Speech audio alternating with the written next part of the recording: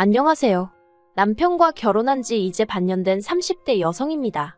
남편과는 어느 다른 커플보다도 조용히, 무난하게 연애를 해왔기 때문에 결혼 반년 만에 여기 와서 제 이야기를 하게 될 줄은 상상도 못했는데, 사실 연애 때는 남편과 저 두 사람만 신경 쓰면 됐으니까 설령 갈등이 생기더라도 일이 커질 틈이 없었거든요.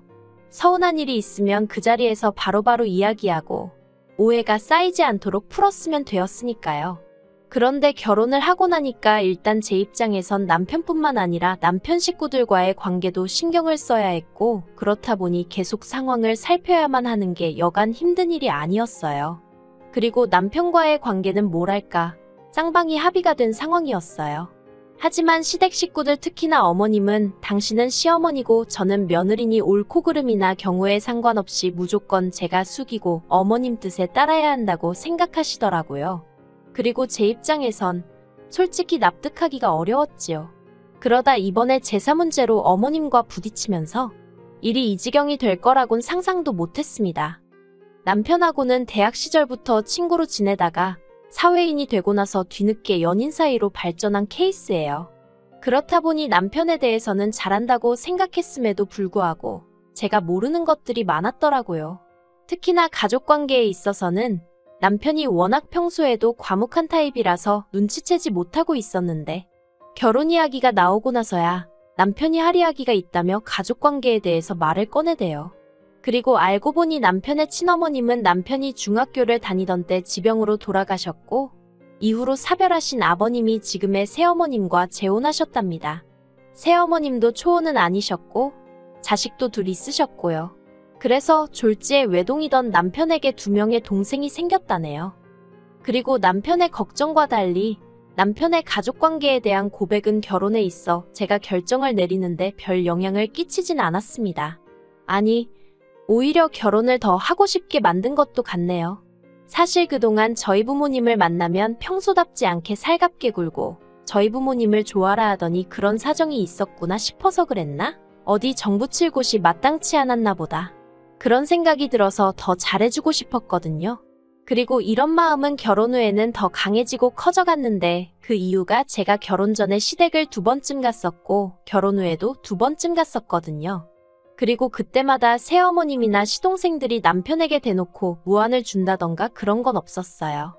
오히려 하하호호, 겉에서 보기엔 말하지 않으면 재혼가정의 이복 형제인지 모를 만큼 평범해 보였달까요. 하지만 남편이 잠깐 자리를 비운다던가 그러면 자기들끼리 무언의 눈빛으로 대화를 한다던가 뭔가 자기들끼리 똘똘 뭉쳐있다는 게 보이더라고요.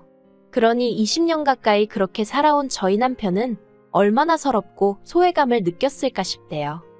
아무튼 남편하고 결혼할 때 생각지도 못했는데 아버님으로부터 건물을 받았어요. 알고 보니까 아버님이 돌아가신 친어머님과 결혼할 당시 재산이라곤 하나도 없으셨답니다. 반면에 돌아가신 친어머님은 그래도 지역유지의 딸이라서 재산이 꽤 많으셨던 모양이에요. 그리고 그런 친어머님이 돌아가실 당시 아버님에게 다른 건 몰라도 건물만큼은 남편이 장가갈 때 꼭 주라고 신신당부를 하셨다대요. 감사하게도 아버님이 그 약속을 지켜주신 거고요. 그래서 저희는 어느 다른 신혼부부들보다 솔직히 마음 편하게 결혼 준비를 할 수 있었습니다. 그렇다고 말도 안 되는 사치를 부리고 그런 것은 아니고요. 적어도 신혼집을 어떻게 할지 그런 고민에선 자유로울 수 있었네요. 그런데 이걸 가지고 새어머님께선 굉장히 못마땅해 하셨습니다. 아버님과 재혼하던 당시 그 건물이 당연히 아버님 거라고 아셨지, 그게 훗날 저희 남편한테 돌아갈 거라곤 생각을 못 하셨던 모양이 돼요. 그래서 내내 그 건물에서 나오는 월세로 생활을 해왔는데 갑자기 그 돈이 없어지니 당황스럽다며 저희더러 그걸 기어이 지금 받아가야겠냐고 싫은 소리를 몇 번이나 하시더라고요. 하다못해 동생들 시집장가라도 가고 나면 그때 정리해도 늦지 않다면서요. 하지만 그런 이야기를 듣고 있으니 저는 더욱이 지금이 아니면 안 되겠구나 싶었습니다. 막말로 시동생들 시집장가 갈 때 되면 건물 팔아먹자고 나이 드신 아버님을 달달 볶기라도 해봐요. 그땐 저희야말로 눈뜨고 코 베이는 거 아니겠어요. 솔직히 저희 것이 될 거라곤 상상도 못했던 건물이지만 저희 거라는 걸 알게 된 이상 어떻게든 지켜야겠다는 생각뿐이었습니다. 남편 하나만 보고 결혼을 결심한 건 사실이지만 그렇다고 주어진 몫을 포기할 만큼 멍청이도 아니었으니까요. 그리고 이건 저희 남편도 몇 번이나 동의한 부분이었습니다. 솔직히 그 오랜 시간 동안 새어머님도 정말 친어머님처럼 남편에게 정을 주셨다면, 그리고 시동생들도 남편을 그렇게 믿고 따라주었다면 저희 남편이 절대로 그렇게 선을 그었을 리가 없거든요. 그런데 제대로 가족이라고 느낄 만큼 감정적 교류가 없었던 탓인지 금전적인 부분에서는 남편도 나름대로 확실히 선을 그으려는 게 보였습니다. 어쨌든 맏아들이니 그에 따르는 책임과 도리는 하겠다. 하지만 그 이상은 못한다는 입장이 분명했달까요? 그런데 지난 어버이날이었습니다. 새어머님이 회가 드시고 싶다며 호텔에 있는 식당으로 예약을 하셨더라고요. 그래서 그 자리에 시부모님과 저희 부부 그리고 시동생 둘이 모이게 되었어요. 남들이 보기에는 다복하고 화목한 분위기였을 거예요. 하지만 식사가 시작되고 얼마 지나지 않아 불편한 주제들이 조금씩 거론되기 시작했습니다. 특히나 돈에 관해서요. 새어머님께서는 저희가 건물을 가져간 이후로 살림을 꾸려나가기가 아주 힘에 부친다면서 끝없이 앓는 소리를 하셨어요. 하지만 솔직히 아버님이 그 연세에도 연금으로 300 남짓 받고 계셨고 저희가 건물 증여가 끝남과 동시에 매달 100만 원씩 생활비에 보태시라고 보내드리기 시작했거든요. 게다가 신우도 직장 생활을 하고 있었으니 아무렴 자기 부모에게 돈 10만 원 안 드렸겠어요? 제가 생각하기엔 그나마 마음에 걸리는 건 도련님이었는데 거기도 이제 아르바이트해서 자기 용돈 벌고 하면 크게 돈 들어갈 일이 있나 싶었지요. 참고로 저희 남편은 자라는 내내 집에 재산이 없는 것도 아니었는데 새어머님이 남자라면 독립심이 필요하다며 고등학교 때부터 아르바이트를 하라고 그렇게 눈치를 주셨답니다.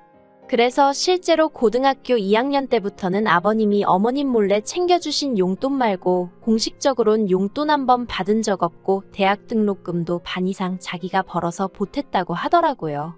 그런데 이제 와서 저희더러 생활비가 어떻고 시동생들이 어떻고 하면 아무리 제가 아닌 남편이 겪은 일이라고 해도 저에게는 제가 겪은 거나 마찬가지로 느껴졌으니 그런 어머님의 하소연이 곱게 들릴 리가 없었지요. 그래서 어머님께 마치 어머님의 속뜻이 무엇인지 하나도 못 알아들은 것 마냥 이참에 시동생들도 독립심을 키워야 하지 않겠냐고 아무것도 지원해주지 마시라고 단호하게 조언을 해드렸답니다. 그랬더니 제 예상대로 어머님이 당신이 일전에 한 말이 있어서인지 뭐라고 더 말씀은 못하시고 저더러 너는 참 냉정하구나 하시대요. 하지만 이런 이야기 때문에 제가 결혼한 지 반년 만에 시댁하고 안 보고 살고 싶네 그런 소리를 하게 된 것은 아니에요. 제가 정말 화가 난 건 엊그제 어머님한테 전화를 받았는데 다음 주에 당신 친정어머니 제사를 지낸다고 하시더라고요. 어찌나 생소하던지 저는 처음에 돌아가신 친어머님 제사를 지내신다는 줄 알았다니까요. 그런데 그게 아니라 새어머님의 친정어머니 제사를 지낸다면서 저더러 일찍 와서 제사 준비를 도우라고 하시더군요. 그리고는 덧붙여서 말씀하시기를 신우는 안 불렀답니다. 이런 건 원래 며느리가 도와줘야 하는 거라면서 제가 안 오면 당신 친지들이 계몰아서 당신이 시어머니로서 제대로 대접도 못 받고 산다고 생각할 거라고 그러면 저희 남편 얼굴에 똥칠하는 거라면서 꼭 와야 한다고요. 그래서 제가 어머님께 무슨 말씀이신지는 알겠지만 어머님도 아시다시피 저도 직장인이라서 그렇게 시간을 내기가 쉽지가 않다고 했습니다. 그리고 어째서 새어머님 친정부모님 제사까지 제가 해야 하냐 솔직히 납득이 가지 않는다고도 덧붙였지요. 그러자 어머님이 제 남편을 당신이 어떻게 키웠는 줄 아냐면서 저더러 이러는 거 정말 경우 없는 짓이라고 하시는 거예요. 그래서 제가 일단은 남편하고 이야기를 해보겠다 했습니다. 솔직히 만약에 남편이 저더러 한 번만 참고 그렇게 해달라고 하면 해줄 생각이었어요. 결혼할 때부터 시댁일에 관해서는 가능한 남편 마음이 편한 쪽으로 내가 맞춰주겠다는 마음이었거든요. 참고로 남편도 저희 친정부모님한테 정말 친아들급으로 잘해요. 친정아버지도 든든한 사위가 생겨서 너무 좋다 하시고요. 그렇다 보니 제가 시부모님에게 특히나 새어머님께 감정이 좋진 않았지만 그래도 몇 번이나 내가 잘해야지 하는 생각을 하게 되대요. 그런데 남편의 반응은 역시나 제 예상을 크게 빗나가지 않았습니다. 자기는 새어머님이 당신의 친정어머님 제사를 지내셨는 줄도 몰랐다면서 설령 알았다고 해도 가도 자기나 이복 동생들이 가는 거고 도와도 신우가 해야지 왜 피 한 방울도 안 섞인 저에게 그러시냐며 신경 쓰지 말라더군요. 자기가 알아서 잘 이야기하겠다고요. 그런 남편의 모습에 괜히 미안하기도 하고 고맙기도 해서 알겠다고 했습니다. 그리고 어머님께는 그래도 못 간다고 직접 말씀드리는 게 매너다 싶어서 문자는 하나 넣었어요. 남편하고 상의해봤는데 제가 참석하는 게 바람직한 것 같지 않다는 식으로요. 그랬더니 며칠이 흐르고 주말 어머님이 시동생들까지 데리고 저희 집에 연락도 없이 오셨습니다. 부서질 듯 누르는 현관벨 소리에서 이미 어머님이 왜 오셨는지 어느 정도 짐작이 되었다고 해야 할까요? 그나마 다행히 남편도 같이 있었고 솔직히 제가 무슨 죄를 지은 것도 아니니 일단 현관은 열어드렸지요. 이윽고 5사람이 거실에 둘러앉았는데 신우가 한다는 소리가 소파샀냐입니다. 맞아요. 원래는 제가 자취할 때 쓰던 걸 쓰려고 가지고 왔는데 솔직히 건물에서 월세 나오는 거 알고는 남편하고 상의 끝에 소파만 좋은 걸로 바꿨어요. 그래서 그렇다고 하니까 어머님이 건물 가져가니까 세상이 다 니네 거 같지? 그러시는 거예요. 황당해서 무슨 말씀을 그렇게 하시냐니까 저희가 홀딱 건물을 받아서는 당신들은 사는 게 빠듯해졌는데 속이 상해서 그렇답니다. 그러면서 당신이 그 건물을 손에 쥐고 있었어도 제가 제사에 오네 못 오네 소리를 했겠냐는 거예요. 그제서야 어머님이 뭔가 착각을 하셔도 단단히 하고 계시구나 싶었습니다. 그리고 남편이 먼저 나서서 자꾸 건물 이야기 하지 마시라고 하대요. 건물은 돌아가신 친어머니 재산이었고 아버지가 유언에 따라 저에게 넘겨주신 거니 솔직히 새어머니는 거기에 대해서는 이러쿵저러쿵 말씀하시면 안 된다고요. 그러자 새어머님께서 하신다는 소리가 당신이 마음만 먹었으면 그거 진작에 팔아버리고 다 써버릴 수도 있었는데 저희 남편이랑 이복 동생들 한번 잘 키워보려고 알뜰살뜰 쥐고 있었던 거라며 그게 다 자기 덕분이라는 겁니다. 듣고 있는데 황당했지요. 거기서 매달 나오는 월세를 그렇다고 모아서 저희 남편을 주신 것도 아니고 20년 가까운 세월 동안 거의 남는 것 없이 받아서 다 쓰시며 사셔놓고는 알뜰살뜰이라는 둥, 지켜준 거라는 둥. 그리고 남편도 저랑 비슷한 생각을 했는지 급기야 웃더니 어머님도 생각보다 재밌으신 분이라며 말을 이어갔습니다. 말은 똑바로 하자고 그 월세 받아서 솔직히 어머님하고 이복 동생들이 거진 다 썼지 않냐고. 막말로 아버님이 돌아가시기라도 했으면 지금까지 이 관계가 유지나 되었겠냐고요. 그리고 저는 남편 말에 하나 틀린 거 없다고 생각했어요. 솔직히 어머님도 아버님의 그늘 밑에서 생활하신 분이지 어머님이 저희 남편을 먹여 살리기 위해 어디서 일 한번 하신 적 없으십니다. 살림이나 그런 건 꼭 저희 남편 때문만이 아니라 아버님과 다른 두 이복 동생을 위해서라도 어쩔 수 없이 하셔야 했겠지요. 그러니 저희 남편이 자라는 동안 약간의 도움은 받았다고 볼 수 있지만 그마저도 어머님의 진심이라기보다는 사정이 그렇고 상황상 어쩔 수 없이 발생한 일에 가깝잖아요. 그래도 남편은 새어머님도 어머님이라고 사회생활 시작하고는 용돈도 챙겨드리고 깍듯이 모셨습니다. 이복 동생들에게도 살가운 오빠는 아니더라도 어려운 오빠는 되지 않으려고 여러 가지 노력을 했고요. 물론 이복 동생들이 저희 남편에게 기대하는 오빠로서의 역할은 돈이 전부였긴 하지만요. 대화가 길어질수록 솔직히 새어머님 쪽이나 저희 남편이나 그간 차마 입 밖으로 내지 않았던 속내가 드러나기 시작했습니다. 새어머님 쪽은 뭐 짐작한 대로 이러나 저러나 한마디로 너는 내가 키웠으니 은혜를 갚아라는 거였고 저희 남편은 자기는 혼자 큰 거나 다름없다 생각한다고 막말로 새어머니가 내 생일 때 미역국이라도 한번 끓여줬냐며 울분을 토했어요. 그리고 시동생들은 뭐 솔직히 걔들한텐 어쨌든 새어머님이 친엄마고 세상에 하나뿐인 엄마니까 당연히 그쪽 편을 드느라 바빴지요. 저희 남편이 건물을 가져가 버려서 자기들은 이제 굶어 죽게 생겼다는 말도 안 되는 소리를 하면서 말이에요. 그렇게 한바탕 소란이 지나가고 결국 남편이 아버님께 연락을 드렸습니다. 아버지 식구들이 여기 와서 행패를 부리고 있으니 얼른 와서 데려가라고요. 그러자 새어머님은 너 잘했다면서 아주 네 아버지한테 혼나봐야 정신을 차리겠다고 더 당당하게 꼼짝도 안 하더라고요.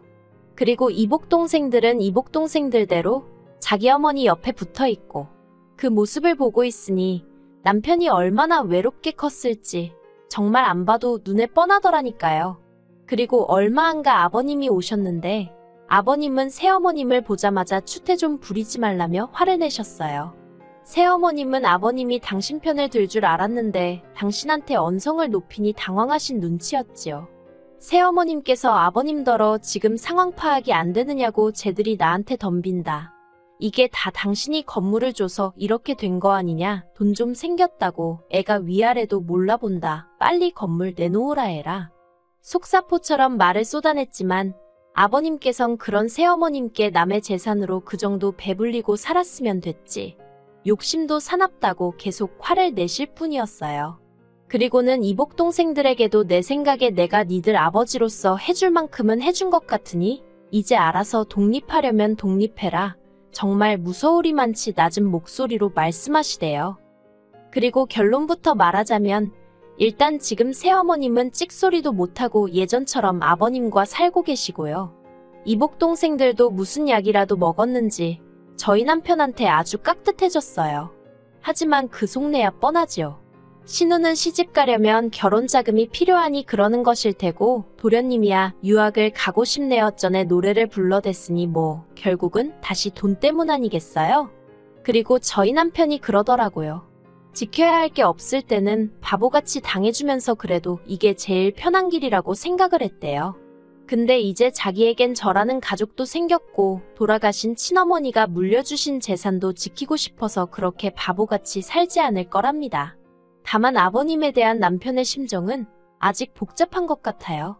평생을 원망 아닌 원망을 하며 살았는데 결정적인 순간에 남편의 입장에 서주신 게 남편에겐 여러 가지로 큰 의미였던 것 같거든요. 그리고 저야 뭐 남편이 어느 쪽으로 향하든 같이 따라갈 생각입니다.